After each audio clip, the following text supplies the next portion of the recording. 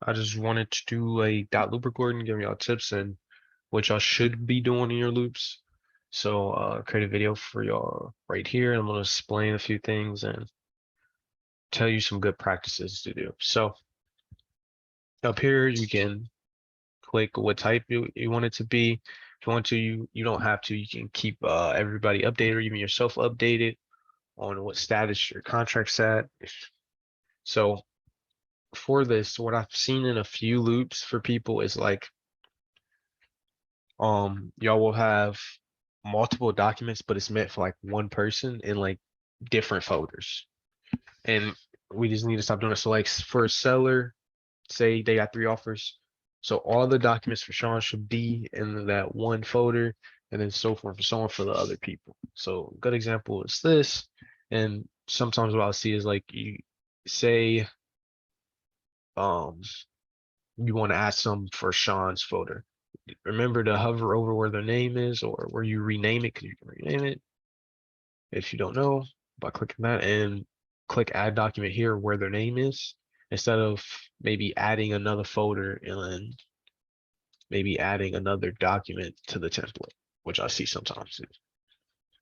And if you do that, just either, let me see, you can make a copy and put it in another folder, or just archive it and recopy it back into the right area if you have to.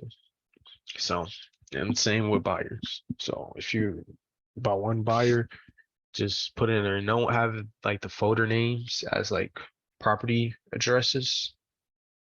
Have it as names for like the sellers if you're on the seller side, but for the buyers, you can have it as a property name and put the person's name if you want to. But so just remember, sellers, you have their names, like the people that want to buy. For your sellers, you put their names. And then for buyers, you can put probably the property. And if you want to, you can slash it and put the person name if you want to that is selling the home. So that's just something I want to clarify, because I see yeah, these loops that like it'll be a lot of documents all over the place. And also be careful on not making too many loops.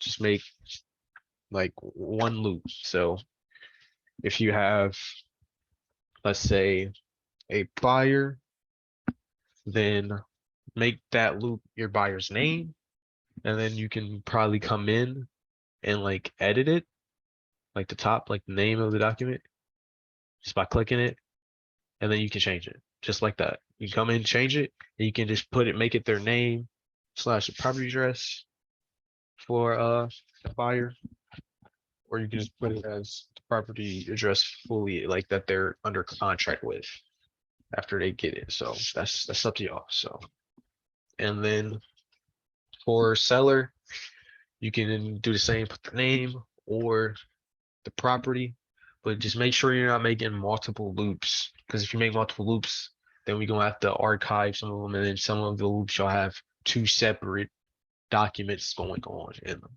So be careful with that. And I believe I sent emails out about submit for review, which is up in this corner that you can click and you submit to me.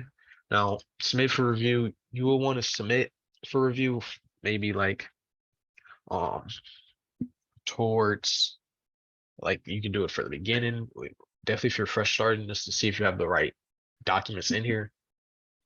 And you can submit for review just to, after the deal is like pretty much almost done, or you got your seller to sign it or buyer to sign it, or if you want me to check it before they sign it to see if everything's good, you can basically submit for review at any time you want. So, but the best times is probably, okay, great examples is probably when you put all the documents in for the first time and you want to see if you have all the documents you need, you submit it for review. When before you send it to the person that you're representing and you want to see that everything's filled out right, that you did all you needed to do, you can submit it for review. And then at the end, when everybody signs, you can submit review. So those are the three biggest times you can submit review. I think the most common one is going to be either the second or third, where like before you send it to your buyer seller, or at the end You have to do it automatically. So you'll always have to submit a review, but the first two are optional, basically. So, but you always want to submit a review when you got everything done, just so we can check over and see that the deal's gonna go through and there won't be no problems, no legal problems.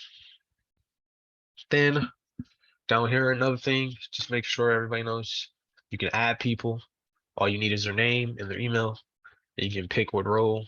And if they can't pick a role, just put other, and then they should be good and be able to do anything in it.